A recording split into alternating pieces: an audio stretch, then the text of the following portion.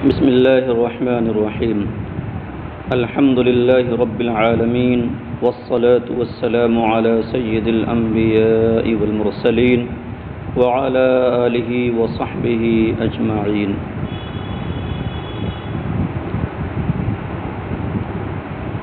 وهذا هو المعتمد أن الخبر المتواتر يفيد العلم الضروري. اوپر متن میں مصنف نے فرمایا فالأول المتواتر وهو المفيد للعلم اليقيني بشروطه، کہ پیچھے جو حرف تردید کے ذریعے 4 صورتیں بیان کی گئیں ان میں سے پہلی صورت کا نام متواتر ہے، اور یہ خبر متواتر اپنی شرطوں کے ساتھ علم یقینی کا افادہ کرتی ہے.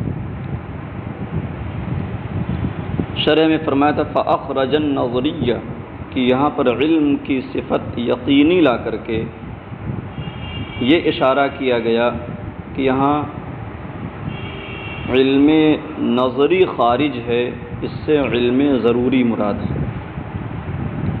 تو اب یہاں سے اسی کی دلیل اور اس سلسلے میں جو مذہب معتمد اور راجح ہے وہ اور اس کی دلیل کا بیان کر رہے ہیں. فرماتے ہیں وَهَذَا هُوَ الْمُعْتَمَدُ أَنَّ الْخَبَرَ الْمُتَوَاتِرَ يُفِيدُ الْعِلْمَ الضَّرُورِيَّ، اور یہی معتمد ہے، یہی راجح ہے کہ خبر متواتر علم ضروری کا افادہ کرتی ہے.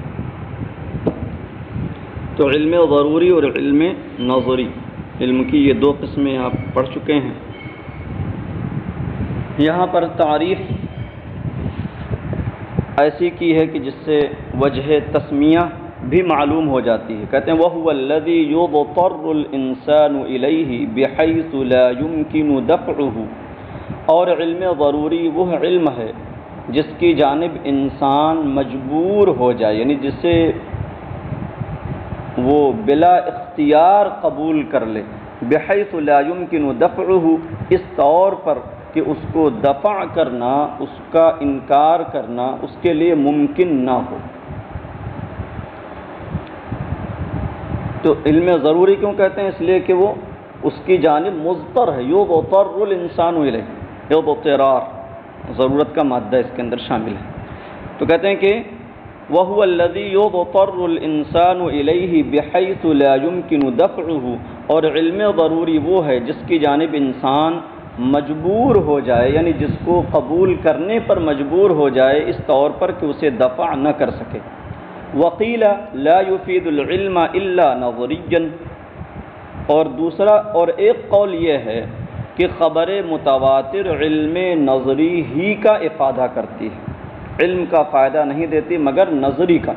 ولیس بشیء، اور یہ قول کچھ نہیں ہے. لیسا بشیء یہ اس کی تضعیف اور تردید کے لیے فرما رہے ہیں. کہتے ہیں ولیسا بشیء، اور یہ کچھ نہیں ہے، یہ قول قابل قبول نہیں ہے. اب 2 باتیں ہو گئیں. پہلی بات یہ ہوئی کہ خبر متواتر علم ضروری کا افادہ کرتی ہے اور یہی معتمد ہے، اور دوسرا قول بیان کیا کہ یہ علم نظری کا افادہ کرتی ہے، لیکن اس کے بارے میں کہا ولیسا بشیء، اور یہ قابل قبول نہیں. کیوں؟ دلیل اب دیکھیے. لأن العلم بالمتواتر حاصل لمن ليس له اہلیت النظر كالعامی، کہتے ہیں اس لیے کہ متواتر سے حاصل ہونے والا علم، متواتر کا علم اس شخص کو بھی حاصل ہو جاتا جس کے اندر نظر و فکر کی اہلیت نہیں ہوتی.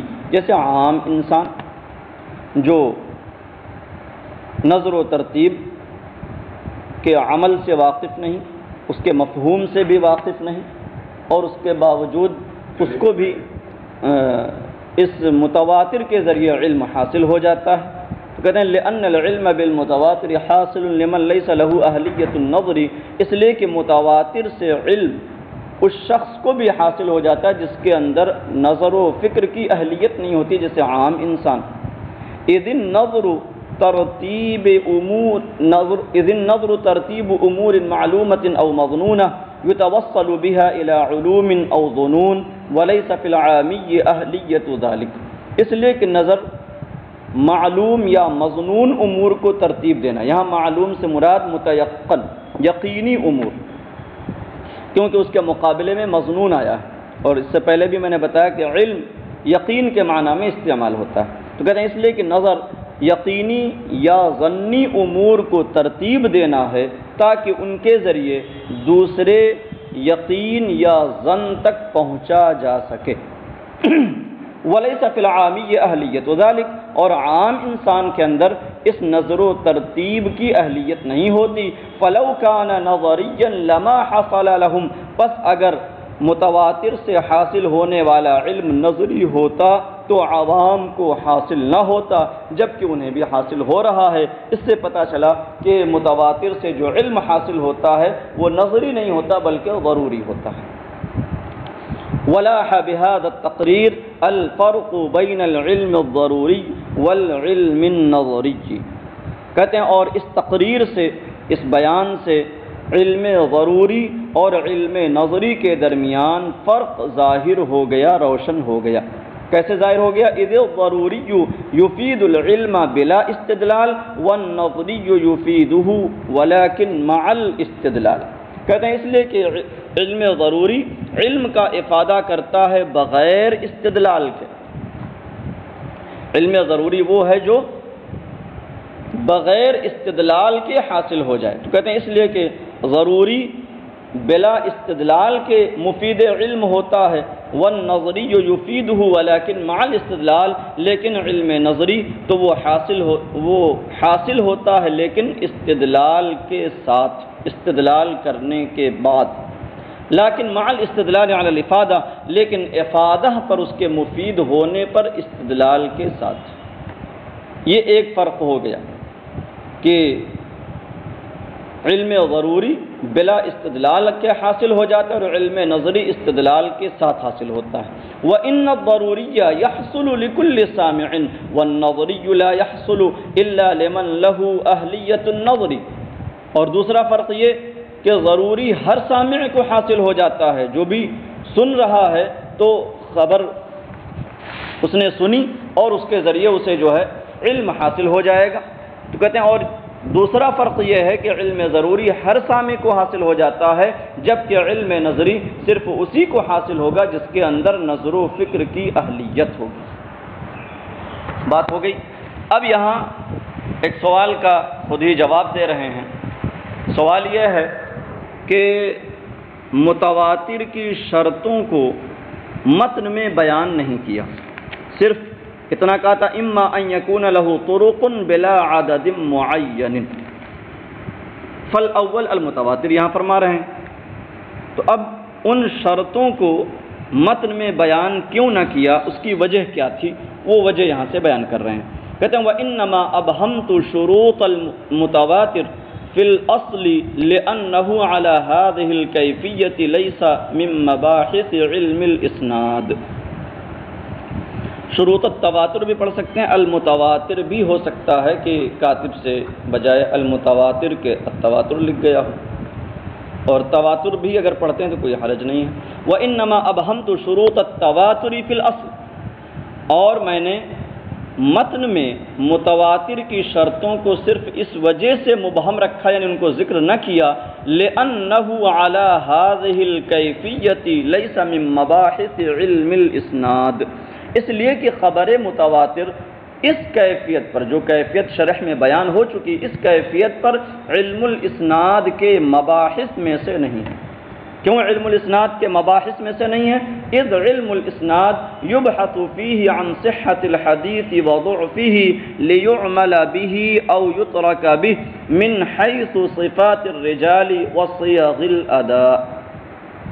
کہتے ہیں اس لیے کہ علم الاسناد میں حدیث کی صحت و ضعف سے بحث کی جاتی ہے تاکہ صحیح ہو تو اس پر عمل کیا جائے اور ضعیف ہو تو اسے ترک کیا جائے. لیعمل به، تاکہ اس پر عمل کیا جا سکے یا اسے ترک کیا جائے. من حیث صفات الرجال، صحت حدیث اور ضعف حدیث سے بحث کس حیثیت سے ہوتی ہے؟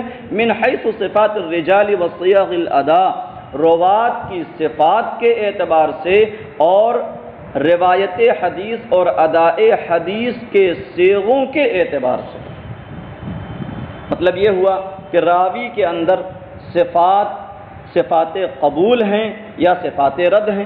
اگر صفات قبول پائی جاتی ہوں گی تو وہ حدیث صحیح یا حسن ہوگی اور وہ معمول بھی ہوگی، اس پر عمل کیا جائے گا۔ اگر راوی کے اندر صفات رد پائی جاتی ہیں تو پھر وہ حدیث ضعیف ہو جائے گی اور وہ متروک ہوگی۔ یوں ہی حدیث کی ادائیگی اور اس کی روایت راویوں نے کن صیغوں سے کی ہے؟ سمعتو کہا ہے، حدثنا کہا ہے، اخبرنا کہا ہے، بطریق عن روایت کیا ہے، تو ان صیغوں کے ذریعے بھی حدیث کی کیفیت پر اثر پڑتا ہے۔ تو کہتے ہیں اس لیے کہ علم الاسناد میں حدیث کی صحت و ضعف سے بحث کی جاتی تاکہ اس پر عمل کیا جا سکے یا اسے ترک کیا جائے راویوں کی صفات اور ادائیگی کے صیغوں کے اعتبار سے۔ والمتواتر لا يبحث عن رجال بل يجب العمل به من غیر بحث، اور متواتر کے رجال سے بحث کی ضرورت نہیں ہوتی، اس لیے کہ متواتر کے رجال اتنے کثیر ہوتے ہیں کہ ان کی کثرت سے ہی علم ضروری حاصل ہو جاتا ہے، اور جب علم ضروری حاصل ہو گیا تو اب رجال کی صفات کی ضرورت نہیں۔ والمتواتر لا يبحث عن رجاله، اور متواتر کے رجال سے بحث نہیں کی جاتی، بل یجب العمل به من غیر بحث، بلکہ اس پر بغیر بحث کے عمل واجب ہوتا ہے۔ تو اس لیے میں نے متواتر کی شرطوں کا متن میں ذکر نہیں کیا، ہاں چونکہ شرح میں توضیح مقصود تھی اس لیے میں نے شرح میں ان صفات کو بیان کر دیا اور ان کی وضاحت کر دی۔ تو یہاں تک یہ متواتر کے مفید علم یقینی ہونے کا بیان ہوا، اور آگے فائدہ کے تحت متواتر کی مثالوں پر گفتگو کریں گے کہ آیا متواتر کی مثالیں کتب حدیث میں پائی جاتی ہیں یا نہیں پائی جاتی ہیں، یا زیادہ یا پائی جاتی ہیں تو کم پائی جاتی ہیں یا زیادہ پائی جاتی ہیں۔ اس پر بہترین تقریر اور بہترین بیان فائدہ کے ضمن میں بیان کریں گے انشاءاللہ اگلے سبق میں۔ السلام علیکم ورحمۃ اللہ وبرکاتہ۔